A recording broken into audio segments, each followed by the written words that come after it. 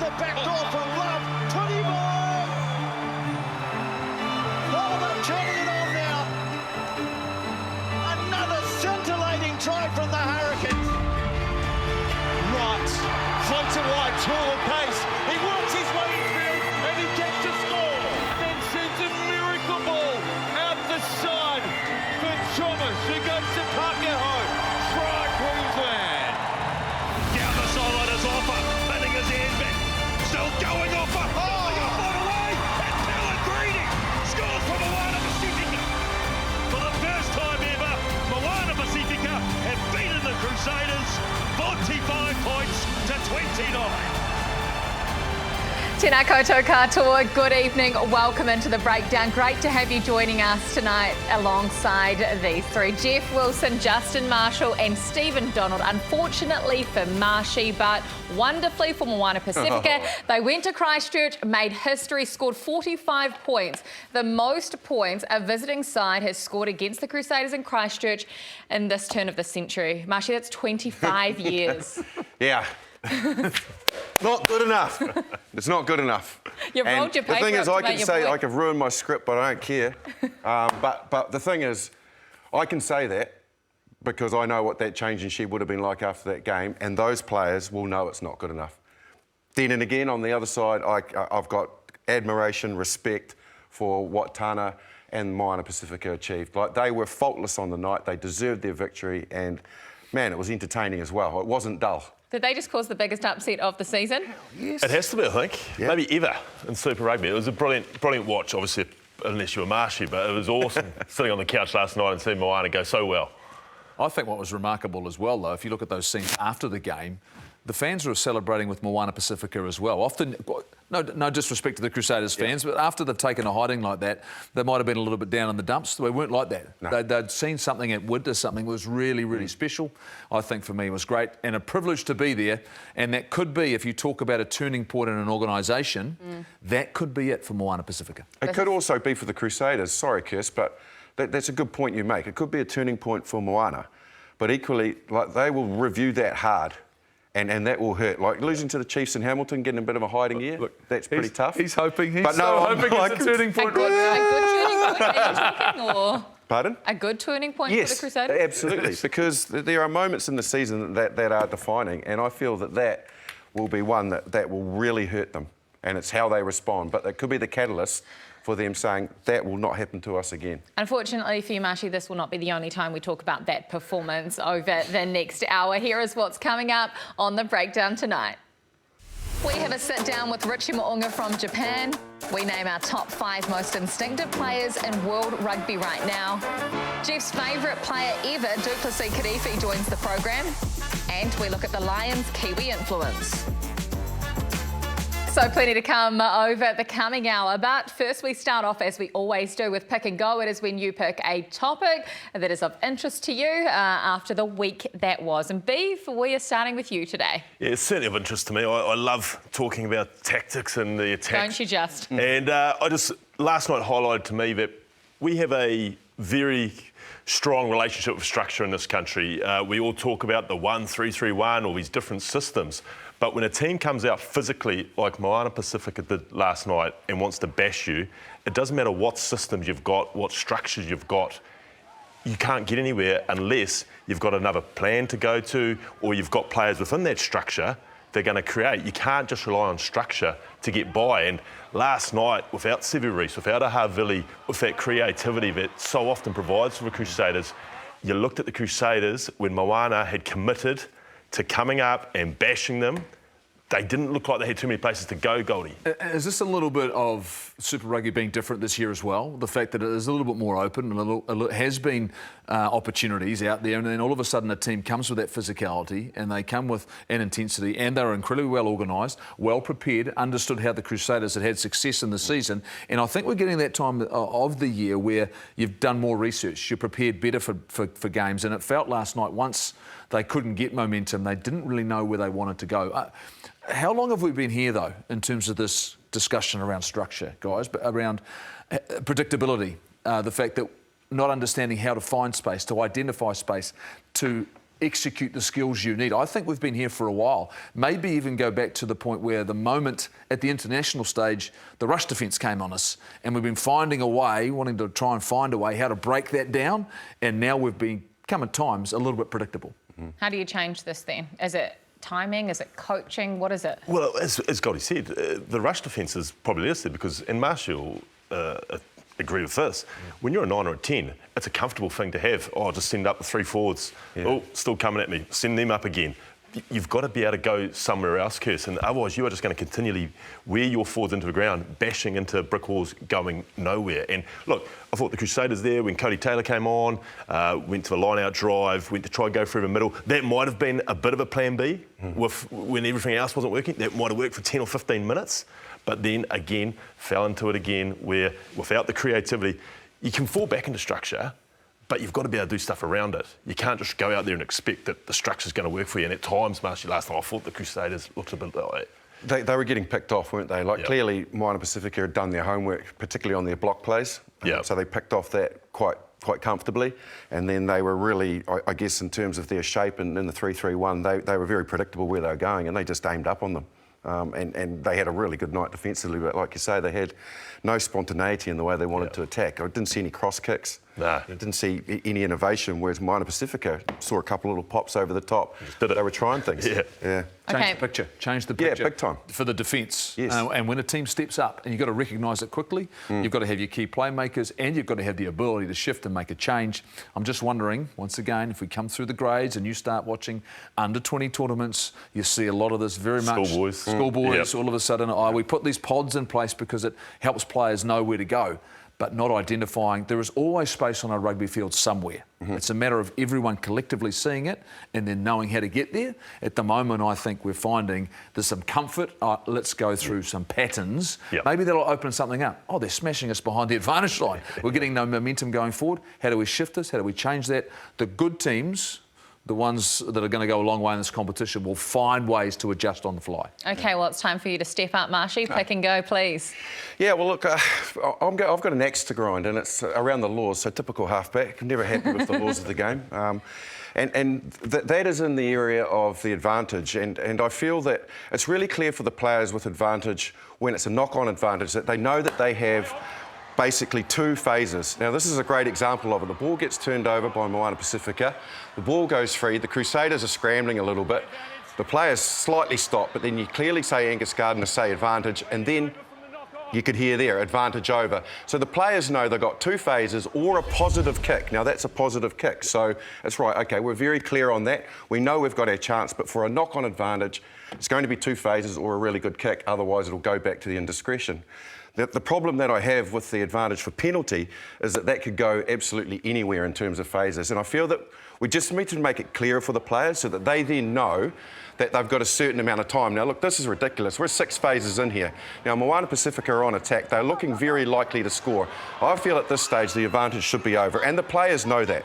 They've had 8 phases now, and they very nearly score. They nearly go in the corner.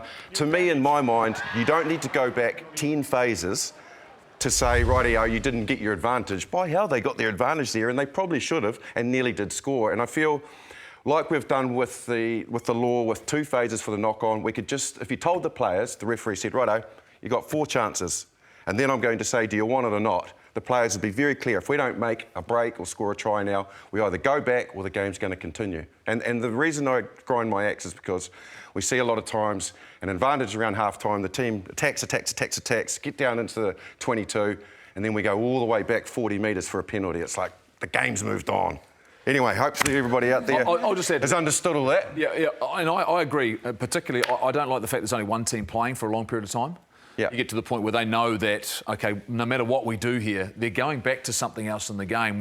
And if there's a negative carry or you've lost space, ultimately for me, it should go to the penalty. Let's get the game restarted. When you start going a minute, 60 seconds, 90 seconds, and you're going, well, hold on, there's only one team in the contest here. And so they can't make decisions, they can't press anymore because they're under pressure in terms of that advantage. So I agree. If there's a positive move and a positive play, a try-scoring opportunity, it should be time to move on. Before we get Beaver's comment, because I'm interested, I want to make it clear. That is not a crack at Angus Gardner and the way he's refereeing, and that's not a crack at the laws of the game in terms of he's not doing it properly or they're not doing it properly or the players are not. That's the laws of the game. So they're just operating. What I'm saying is, let's look at changing it. You know, because I think we could be more positive in our game. We're all about ball and play more. Well, when the advantage is over, maybe this is a way that we can help our game.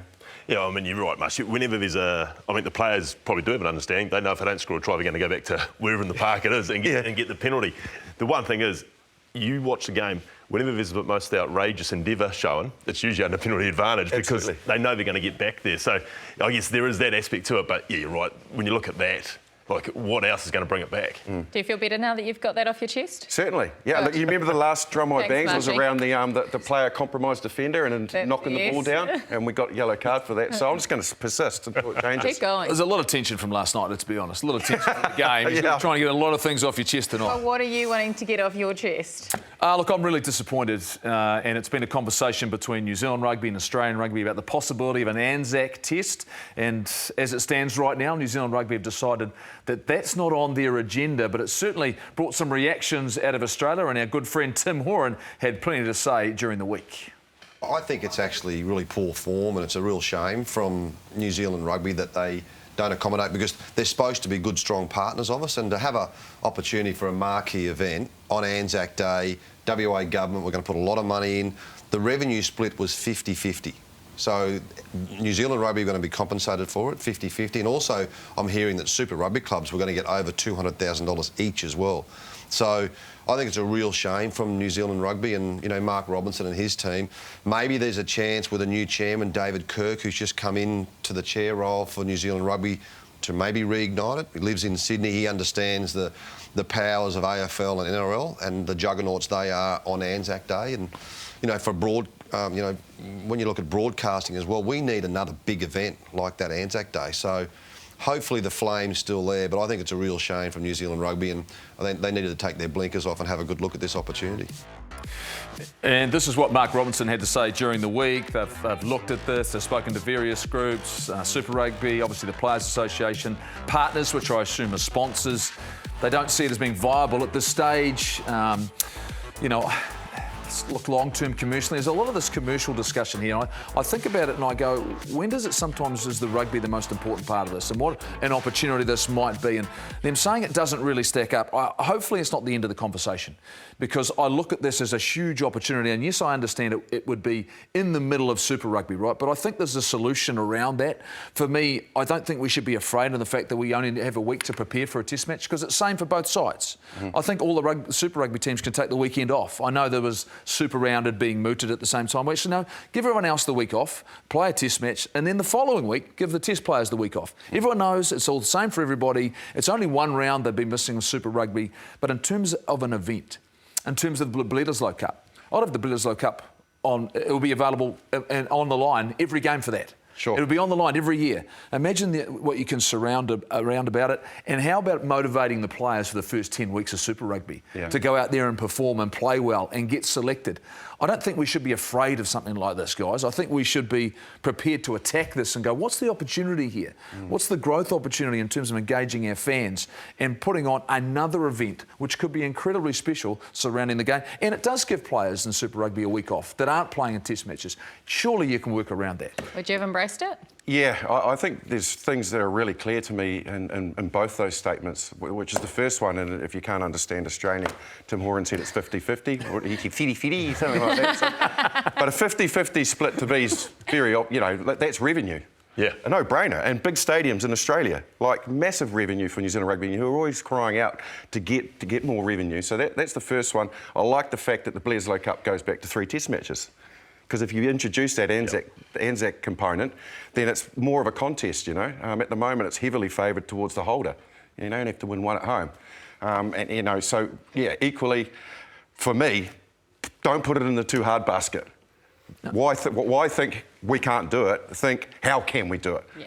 You know, you're going to have those issues, but it's like, but how can we make it work? Where can we make it work? Let's keep the discussions open instead of just going, no, No, it doesn't work for us right now. How's your Australian accent? Yeah, not that great either. But I was thinking, like, how can commercially not be a great option? Like, it's a test match. Isn't that where we make our big money from? And you think, as you said, if you get 80,000 at Sydney or over it in the Western Australia. And the other thing is, like, a week to prepare for a test, Goldie. I mean, you just get the 23, whoever best 23 from the end of your tour, and go, right, you've got a test match in April. Yeah, like, yeah. It's not like you're looking to pick 40 players or 36 players. I think it opens up an opportunity for the All Black coaches to go, you know what, we've got players who are in form, and there's no better way to test your players than put another big test match and prepare them for big moments, which you talk about World Cups and games against South Africa and all those ones. You put them in an environment where you've got a short period of time. You've got to get your head switched on. You've been part of the All Blacks before. I just don't think there's a reason that we can't keep exploring this and find a way to make it work. We've got a flash new stadium being built in Christchurch. Pretty sure they'd love to have a game down there and hosting on ANZAC Day. On ANZAC Day. And as a player, like we're all former players, if you got asked to play an ANZAC Day against the Aussies on that day, like you'd jump in it, would you not? It's Absolutely. Like, yes, please. Sorry, but I'm still going back to the 50-50 call Oh, yeah, from so- yourself and wondering when you're going to call Tim Horan, because he will be watching this, you know that. Aussies are ruffling feathers both on and off the field, and that's why they make up a couple of out moments of the weekend. At number 5, it must be love, Ruben Love. Out the back door for Love. 20 ball. I'm sure the Tars would have said love will tear us apart, but not like this. At number 4, it's Blues captain Maya Roos playing her 20th Opiki game for the Blues, and she's also winning the prize for attendance. She has not missed a game since this team started and has played every minute and every second. At number 3, the Hong Kong Sevens are at a new stadium, and there are new records. Sarah Hiddeny scoring her 100th try for the Black Fern Sevens. At number 2, caution, prop on the loose. Yes, Western Force tight head Tom Robertson sprinted 42 metres to score against the Reds. And I know the Reds are top of the table, but this is way more important. Look at him go! And number 1, it had to be Moana Pacifica making history. Still going off, nothing a foot away, and Pellegrini scores for Moana Pacifica. They shrugged off the Crusaders in Christchurch, 45 points to 29. Oh, it's a party at Tana Umanga's house. Oh, very good, James McConey. As always, that is your moments that you may have missed from the weekend. Time now for our experts to decide their player of the round. Beaver, you've gone with a Wesley College old boy. Is that why? And I've actually played with him too. So, yeah, we'll just add to that. But, no, JT, Jonathan Tomatini, he probably doesn't quite grab the headlines of the Ardis and Pellegrinis at the moment. But for me last night, he was incredible, Marshy. The way he was engaging the A and B defender and having his little offloads to the forwards coming around, guys like Ardi and Miracle, and then you had some of the backs coming in on the back flips. He controls everything for them. The tempo, once they get into that 30, Moana's very structured once they get in that 30, but then he creates the little bit of the deception. He's tucking people out of the line. That third defender's looking in at him as opposed to looking who he should be tackling. All of a sudden, Moana boys are getting weak shoulders. He's got his game under control as far as his passing and his kicking, but it's in that 20 or 30 for me that he's been around 10 years now. And I think he's starting to show how experienced and clever he is. He's been around a lot of franchises. But last night, for me, he was as good as anyone on that field, Marshy. Yeah, and they've always needed structure, haven't they, Moana Pacifica? You know, very much like the Ndrua have done recently. You know, you can't go out there and play sevens every time you touch the ball. And the way Jonathan Tomatini is playing, along with Pellegrini, who was outstanding as well, they've got more balance about them. You know, they've got always going to have great attackers, but you can't do it at times when you're compromised, when you've just got the ball back. And I think the balance and the way he controlled it was outstanding. Just quickly from me, I think both he and William Havili are the two that I think have made big strides in the last few years because they've stuck to the ship. They've hung in there, they've stayed, and there's a huge respect. They're playing big minutes in key positions. Pellegrini's come in now, all of a sudden their decision-making, there's 3 of them are right position, right place, put us in the right parts of the field. OK, now it's time to hold on to the ball. I think the growth, and you talk about it's taken a long time, but now consistent minutes and consistent time has meant those 3 players, but those 2 in particular, Tomatini and Havili, have become a mainstay of that group. Marshy, your player of the round. I am fascinated by this guy. To be fair, I'm on fire. I've been on the show 3 times this year and haven't picked the halfback yet. So I'm doing really, really well. And this is my second winger So, you know, I'm really liking wingers at the moment. They obviously wouldn't be scoring tries without good delivery from the nines. But anyway, Caleb, this is actually Balin Sullivan. Which is mine. We're going to go with mine. There's no issue whatsoever here. You jump we'll in. get to yours in a moment. I'll jump in because we're looking for 13s, right? We're talking for players who are physical, who carry hard. They can get themselves in the right parts of the field when they need to. Look at this. It's desperate. I think for me, it's just great to see Balin get some time because if Billy Proctor had been available, he wouldn't get this opportunity. We're starting to see week on week now what this young man's capable of. Can play on the wing because he's been covering that position. There's some versatility there, physicality, acceleration. Really like to see where he gets to over the course of the season and where they start playing him because I really like the fact I see him as an out-and-out 13. That's his position, understands it, and we saw there some defensive plays. For me, I don't look so much at the ball carries. It's his reads defensively, which are really important. That's where I was going to ask you, you know, because what they want now is the ability for players to play multiple positions. If he doesn't play 13... He can play on the wing. He's played on the wing? He's played on the wing. He so understands you the think position. he could play on the wing, say he was... You know, having to do that for the All Blacks. We've played Anton Leonard-Brown playing on the wing. I think once you understand the role, and I think he can do that and has played enough rugby. Yeah. And the one thing is, he's got enough gas. Oh, yeah. Like and I don't, by the way, I don't question how good a centre he is. Like his distribution under pressure was outstanding. It's more to me, I just look at that physicality he can show in shirt 13. And he doesn't seem to me to make a lot of errors. He's error-free as a player. A very clever footballer, but this year, you talk about his physicality on defence. Like, there were some genuine hits. He's not just making good reads and making a tackle. He is chopping people in half, and there's a couple of beautiful ones from Friday night's game. Yeah. OK, Marshy, it's your turn now. Oh, the tension, though. The tension and the drama and the pressure now. But, yeah, Caleb Tangitau for the Highlanders. Look, he's in sensational form at the moment. He's scoring tries regularly. But what I have really been impressed with is his ability to want to take on defenders with his speed and his work rate across the field. He's got good balance to his game. Here you can see getting over the ball, as wingers are encouraged to do in the modern game. But we've seen at times him have this skill set to be able to read what's in front of him and back his speed.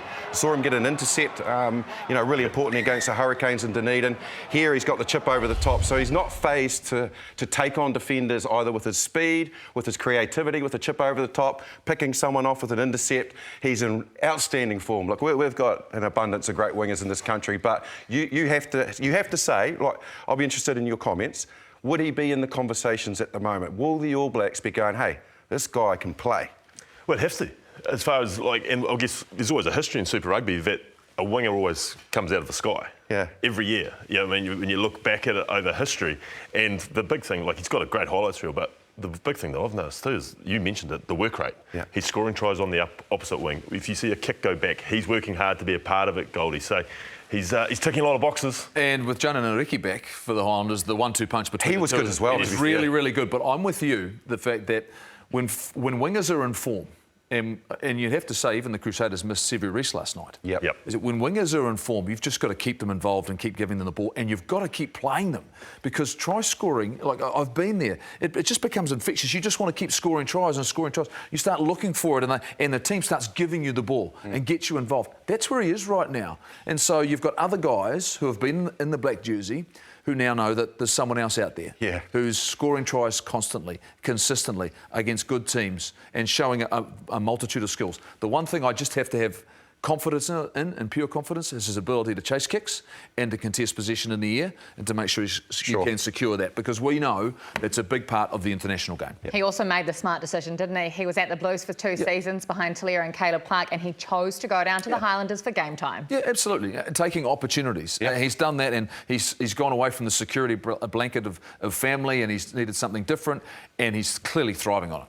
Well, Richie Mo'unga, I'm pretty sure he is the most talked about man in New Zealand rugby that's not actually playing in New Zealand right now. We will continue to talk about him because we have an exclusive interview with our Japanese roving reporter, Tim Provise, coming up after the break.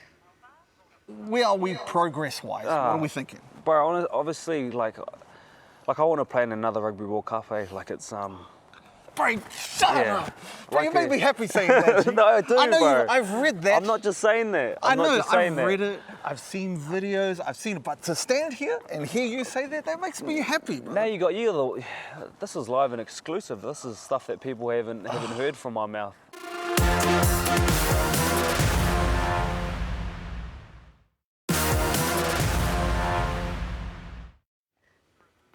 Hoki mai anō, welcome back to the breakdown. Well, the Hurricanes were back to their brilliant best on Friday night, and as requested by Jeff, we've got a man who was front and centre at the performance, and he has been all season. Du Plessis Kirifi joining us live on the program. Du Plessis, thank you so much for your time. You've just re-signed with New Zealand Rugby and the Hurricanes for the next couple of years, and we're hearing you had a big deal in Japan. So what have the conversations been like between yourself and the All Blacks coaches? Have they been relatively positive since you were on the end of your tour last year? Yeah, evening everybody. Yeah, had some really, really awesome conversations with the All Blacks management. Just really good open chats about the future and I guess my reality in New Zealand rugby. And I wouldn't say there was a tipping point regarding my regarding my decision, but I felt really privileged, I guess, to be able to talk to them, you know, and have their valuable time, and yeah, just be really open and honest about where I sit and what the future looks like. Du Plessis, look, I suppose a lot of us like a motivation. What's each player got in their mind about what they're trying to achieve? Are you desperate to wear the jersey, and do you think about being an All Black? Yeah, good question, Goldie. Yeah, I've said it a few times, I guess, but I feel like any person who's playing professional rugby in New Zealand and is eligible to play for the All Blacks, you know, should really be aspiring to do so. You know, I guess that's the pinnacle, not just in New Zealand and in the whole world. So yeah, for me personally, I definitely have always aspired to be an All Black. You know, from a young age, it's been, I guess, a goal that's been written down and put up on the wall next to my bed. But, you know, I guess that's becoming an All Black is a byproduct, I guess, of just becoming a good person and the best possible player that I can be. You know, and in the meantime, in doing so, that means that I can put my best foot forward for the Hurricanes, which I'm really enjoying doing at the moment. I love our team, and if I can continue to play well for them, then that, you know, that's the main priority at the moment, and what comes after that is, you know, it's a bonus. But yeah, like I said, if in the process I can do what I do best for the Hurricanes, then playing for the All Blacks, you know, would be an awesome achievement on top of that. Du Plessis, Marshy here.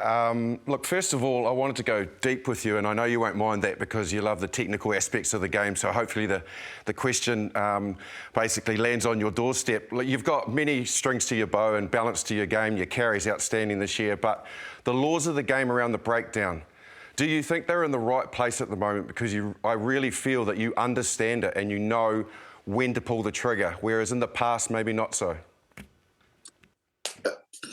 Another awesome question, Marshy. I do. I feel like the rules are in a really good place. They allow the game to flow, so the attacking team is being rewarded more and more. You see now, in past years, if a tackler was in the ruck but someone came in for the jackal, they would be rewarded for their jackal, whereas now the attacking team's being rewarded if the tackler's lying there. So it allows the game to flow, which as a product makes rugby better for viewers. And I guess the challenge is for all of us, really, not just sevens, is to pick our moments and see the pictures in the right way. But yeah, to touch on your point around decision making, I feel like I've really worked on that over the last few years, and I feel like I'm seeing the pictures a lot clearer. And I also know if I'm not in that ruck, then I'm also beneficial somewhere else in the defensive line. So, yeah, not in a rush. I'm really keen to just pick my moments, and when I do, try to be as accurate as possible. Dupes, Beaver here, mate. First, I'd like you to acknowledge the quality of my question, like you did the other two. And secondly, how's the four-man captaincy team going? And how does it all work within the group? Of course, it caused a bit of a few eyebrows raised at the start of the year. Yeah, look, great question again, Beeves. Thanks, mate. Hey, look, it's a unique beast, but we find that it's working really well for us. The four of us,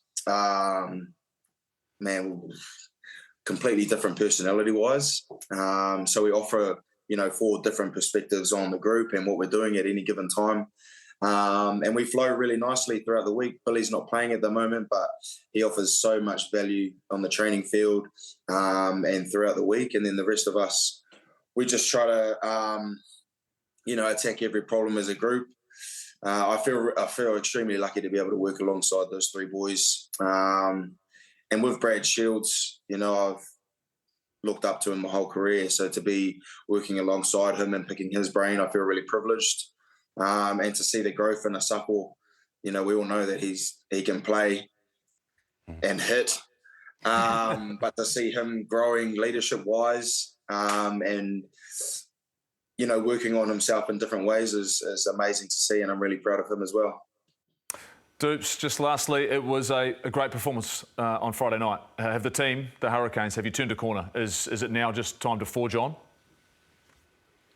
Yeah, we're building really nicely. I think the momentum from the Highlanders game and then the reset week was really good for us.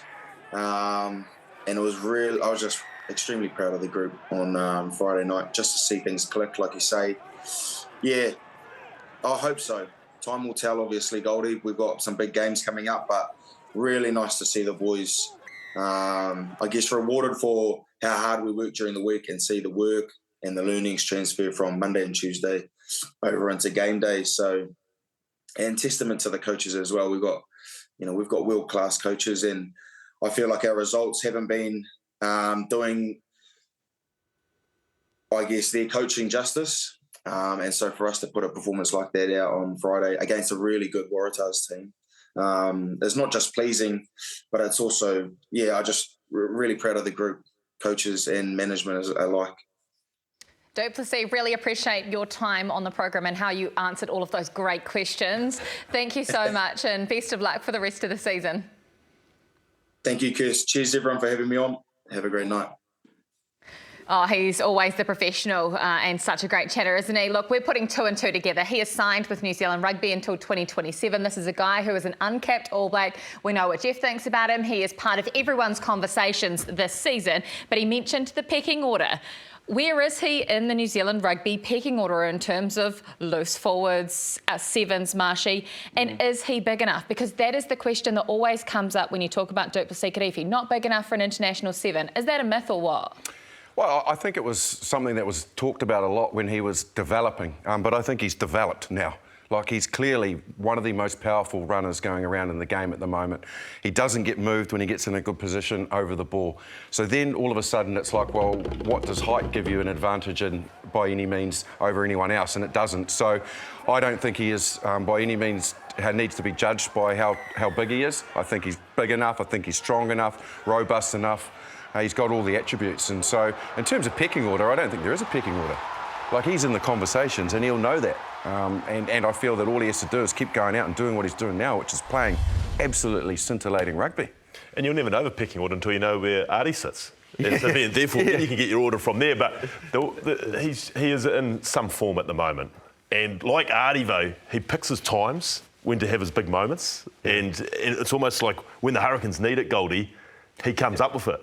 I think you've hit the nail on the head right there. The fact we won't know where he sits until they make a decision at number 8, where Wallace Satiti sits in regards to his position going forward and in regards to the All Blacks. Because if there's anything that Du Plessis has against him, is the fact he's an out-and-out 7. Like, I don't really know if there's another position he could play. I don't doubt he could put on the 8 jersey and do it justice, but ultimately his future is in the 7 jersey, and it's hard to force your way into a wider squad if they've got other plans in that position, you know. So if they see Artie as a potential 7 or the 7 or backup 7, then I think Du Plessis is well and truly in the conversation in a fight with Dalton Papali'i. But once again, Dalton plays multiple positions. Yep. I look at it and just quickly I just go, you look at the attributes you're looking for, he's good and strong over the ball. And for me, that's what I want to win the race to the breakdown against the top teams in the world. I quickly want to add, I have to. The thing that I've really noticed about him and his evolution is how smart, intelligent rugby player he is. The last 2 that I've seen kind of like that, because he understands the game, he's developed his body, he's adjusted to the laws, he's recognised where he's weak, and he's got strong, was McCaw and Michael Jones when I first started with Michael. They were just really they're a talent, but they were smart rugby players. Du Plessis Kirifi is a smart, intelligent rugby player, and that goes a long way in the game. That wasn't quickly. Is there anything you quickly That was wanted to quite add? quick for me. I'm quickly fine. Okay, perfect, because we're out of time. Great question or great answer. That works. Talking about pecking orders, where does Richie Mo'unga sit in the first 5 pecking order debate in New Zealand rugby? Well, that all depends on what his future plans are. So let's hear from him now. Thank you for your time. Thanks, brother. Thanks for coming through. Everybody's hit me up and it's given me all these questions, bro, and I'm like, you know what? Nah. I just want to come here and see what the fun things to do here. Ask away, bro. I'm more than happy to answer whatever. Once you're over here, like, you kind of have like a sense of pride for Japan. Like, I'm not Japanese, but like, I'm proud of what it gives tourists, you know? Like, this is a part of my journey that me and my family will always remember. What about the footy over here? How does it differ from home? One is that the games are either at 12 p.m. or 2 p.m. Like, you know, there's no 7:05 games. So here you wake up, you're straight into the game, and then you're home for dinner with the family, man. Like, it's real cool. And then obviously the game of rugby itself, there's, you know, the tempo is real quick here. One of the reasons is that, like, defense is optional, can be optional. By me too, you know, the touch. And the fans here, like, they're so cool, man. Like, respectful of you and your time, and also, I guess, your surroundings, or people you're with, your family. They really embrace Kiwis over here, especially those that know rugby. They know the All Blacks, man. Well, we just saw, like, the bro. He came back 3 times just to come and get a handshake, get a photo. It's quite refreshing. Like, obviously, we come from a country that, you know, sometimes is hard to please, you know, and you can be, you know, ridiculed for, you know, a drop ball. Or I found, like, a real true love for the game coming back to Japan. Like, I just love footy and the... Let's chop it up. Yeah, let's chop it up. You can catch the full interview with Tim Provise and Richie Mo'unga on our Sky Sport YouTube channel as well. It's a 10-minute chat if you want to hear the rest of that conversation. Richie Mo'unga, one of these great natural instinctive rugby players that plays what he sees. He's been doing it in Japan. He was doing it in New Zealand before that. Jeff, you've decided to do something fascinating. Top 5 most instinctive rugby players in the world right now. Where does this guy stand? He's certainly one of them, and this is on a sort of on the back of what Beaver was talking about earlier on in terms of in the structure game, where all of a sudden you've got individual players, different guys who can break the game open, who do things a little bit differently. And these are the 5 guys that I've decided around the world, I think, that make a difference to the team. For Marcus Smith, actually makes it more difficult for England because he does things that they don't want him to do. Because he sees things that they don't want him to see, which is space and use the ball, and he tends to get in trouble. So what do? They sub him off. But if you watch him play, if there's a moment to take, he'll take that. I look at Faf de Klerk, and people say, what are you looking at him for? Well, he's random on both defence and attack, the way that he plays the game. And he will himself. He'll take a quick tap. He'll see an opportunity to put pressure on and carry. You've got 2 first 5s there, 2 great first 5s who have used the All Black jersey to showcase their talents. And we see it at Super Rugby, the most influential Super Rugby player of all time for me, Richie Mo'unga.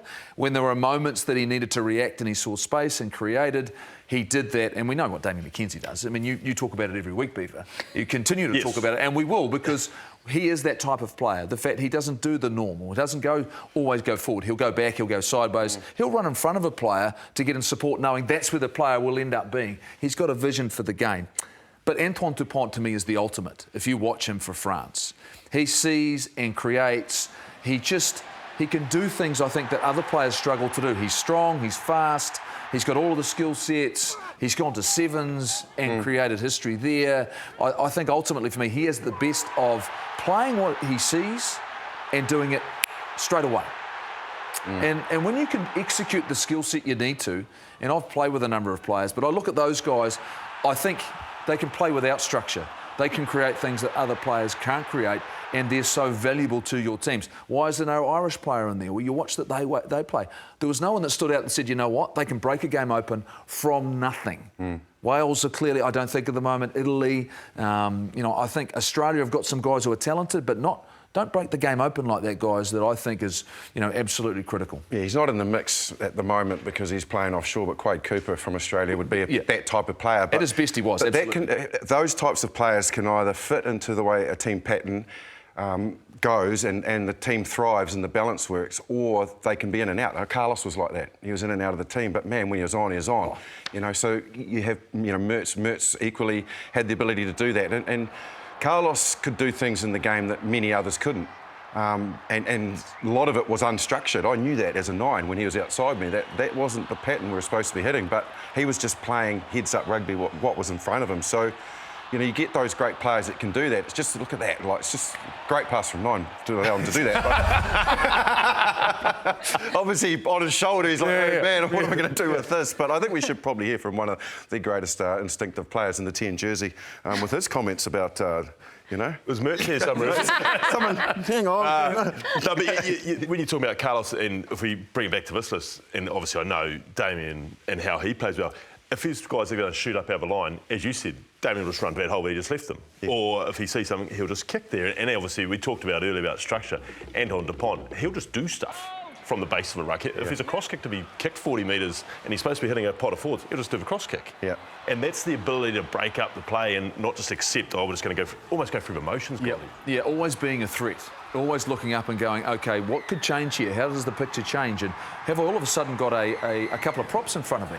Or how do I find where they are on the field, and how do I change what we're doing to take an opportunity that's been presented to you? And that's really, to me, it's the fact that it's something that we're still searching for. I think a lot of players don't get that now. They don't get the freedoms to go out there and don't worry about if you make a mistake. You're going to make the odd mistake. But what you're going to create for us is going to be more than that. And you've just got to get the balance in there. But I want more people to have a go like that. If you're fast and skillful, have a crack at that and see what happens, because the more you do it, the more confidence you get. Because Carlos and Mertz to me was the ultimate one, because he ran the game beautifully. He controlled the game. But the moment you did something that presented an opportunity, go, oh, no, it's time for me to run. I'll go and support. That guy's in space. Yep. Oh, I need to kick that space there. Yep. You know, the number of times I looked for Mertz and I'd be out wide and there'd be no call, like the cross kicks. He knew where the space was. And the moment they saw that, you could connect to them. And I think that, to me, was underrated about Andrew Mehrtens, is that he created so much with his vision and skill set that the moment you could see the same things together, it was on.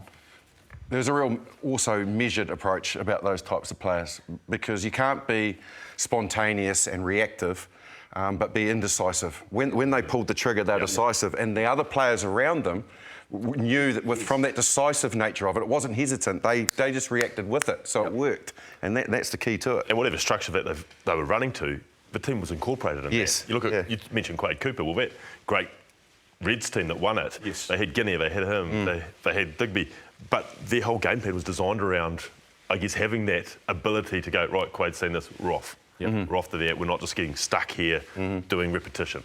How you didn't make this list, Beav, I'll never know. You'll be talking to Jeff for a long time. I came in early and twinked out his name. It was on. They didn't want to get I wanted to talk about 10s getting gain line. Here's our man. Gain line. That's how you win games of rugby. Tony Brown, gain line. Absolutely. I tell you what, it is business time in Super Rugby Opaki. The Blueswomen were handed their first loss of the season over the weekend to Matatu, the team from the South Island. We caught up with their halfback, Maya Joseph.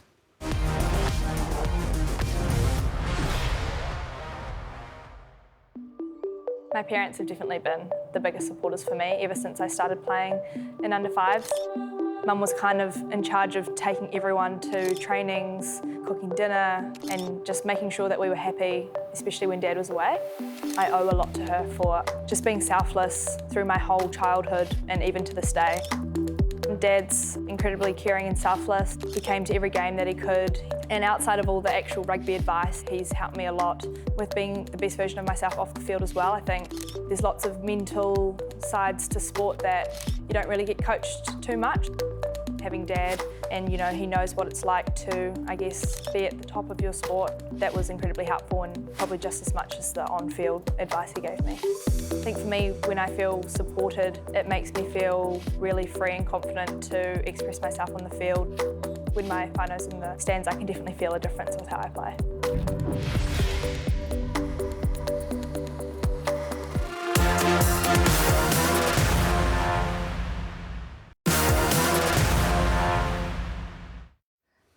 Welcome back to The Breakdown. Well, with every show, we are another week closer to the most anticipated series of the year, the British and Irish Lions Tour of Australia. Andy Farrell has selected his coaching group. Wonderful looking coaching group, because not only has he selected three of his Irish assistants, Simon Easterby, John Fogarty, but there is a Kiwi influence in there as well, former Tasman Markor and Crusaders assistant coach went across to Leinster, then became Irish attack coach. Andrew Goodman, the Kiwi, is now involved in this Lions setup as well. How brilliant is this, Marshy? Oh, it's so good. And it goes to show the quality that Andrew Goodman is bringing to his coaching and what he's doing in terms of influencing players, because Andy Farrell had a lot of coaches to pick from. Yes, yes, he's gone to what he knows because he'll want to coach a certain way, but you still have to make sure that you've got the pedigree, and he's certainly got that. I think he's the third New Zealander after Graham Henry and Gatlin to be part of the Lions, so a massive opportunity. Does this tell us a little bit how they're going to play? 4 out of the 6 coaches are from the Irish setup. He's saying that there's about 76 players on the widest squad list. How many of those come from the Irish clubs? Well, probably 40. But all of a sudden, if you're Joe Schmidt, then like, oh, well, I can cut down all my analysis of what I need to do. I can just look at Irish games for the last 2 years, possibly with that heavier influence from the Irish coaching crew, Goldie. Yeah, look, I don't think there's any doubt in regards to the way that they're going to play, because it's been hugely successful against Southern Hemisphere teams. Yeah, but what happens if you've got Finn Russell pulling the trigger? Yeah. Like that's completely different game plan that they would have to... So what would you do then? Like, I just look at it and go, most of the team's going to be from Ireland. And you've had a conversation with me last night. We were talking about, is he going to be able to play that style? Yeah. Or is Finn Russell just going to be Finn Russell, where he's run the ship? OK, well, the British and Irish Lions series, do not forget, all live and exclusive right here on your home of rugby, Sky Sport, in June and July. It is a big old weekend of Super Rugby coming up. There truly is a Super Saturday to come. But before we get to that, Friday night, it is a massive clash down there, FMG Stadium, Waikato. Chiefs taking on the Reds Beaver. Why is this match so important? Well, it's a Friday night in Hamilton, for starters. Nowhere better. Top of the table clash, and Sean Stevenson ticks up 100. Oh, wow. Awesome. Is that all? That's happening? And you're in the pre-game, are you? Is top of the table clash as well? Top of the table clash. Not many would have been expecting the Reds to sit on top of the table after 7 rounds. And the Reds have sort of been the Chiefs' bogey team in the last couple of years. How do you see this one playing out? No, they've been the bogey team when they've used rest and rotation. Oh, not this week? Not this week. How do they come back from bye week? You're with a few of them. The training today. They are training today. Here you go. Oh, no. That's coming back from training on a Sunday. They've given up their weekend. OK, so this one is getting serious. I get that. Super Saturday, I talked about it. There's 4 back-to-back games of rugby, starting off with Moana Pacifica up against the Waratahs. And then we head across to Suva, Marshy, the Drua against the Crusaders, coming off a loss. Well, look, we rewind all the way to the back of the show, where I said, not good enough, but this could be the catalyst. It is so difficult to go to Fiji and play over there against the Drua. They're in their home environment. It's a dangerous game for the Crusaders, but yet one they should be looking forward to and excited about, because that could change their season. So can they rest anyone this week? They've never won there, so can you believe that in their history? They haven't won in Fiji. But that's because they usually rested players going up against the Drua. Big game, one to watch for sure, because the Drua, man, they can play over there, and it's going to be a challenge. And their season's on the line. So if you think about the bottom 2 teams in Super Rugby, the Blues and the Drua, the Blues season, it's on life support. If they're going to resurrect that, it has to be against the Hurricanes this weekend at Eden Park. That is a huge clash. And the Hurricanes just played awesome last weekend. And timing is everything, and you've got to welcome back some players. You've got to hope that Beauden Barrett's fit. Maybe Patrick Tuipulotu off of Tongawhasi. I don't know about these players. This is, in terms of their season, it's probably on the line, and that's early doors for the defending champions. I think if they're going to turn it around, it has to be now. It has to be in this type of game to give yourself any sort of confidence. This is huge. So you're saying Blues win, du Plessis Kirifi, man of the match? I'm not there yet. I need to see the 2 teams that come out and get named on Wednesday, because I can't commit to anything. Blues or Hurricanes? Hurricanes. Blues. OK. He's taking I've got to wait till the teams, but I'm thinking... He is taking a big, deep breath. There is also the Force against the Highlanders in Perth on Saturday night as well. So it is all go. We will see you next Sunday on The Breakdown.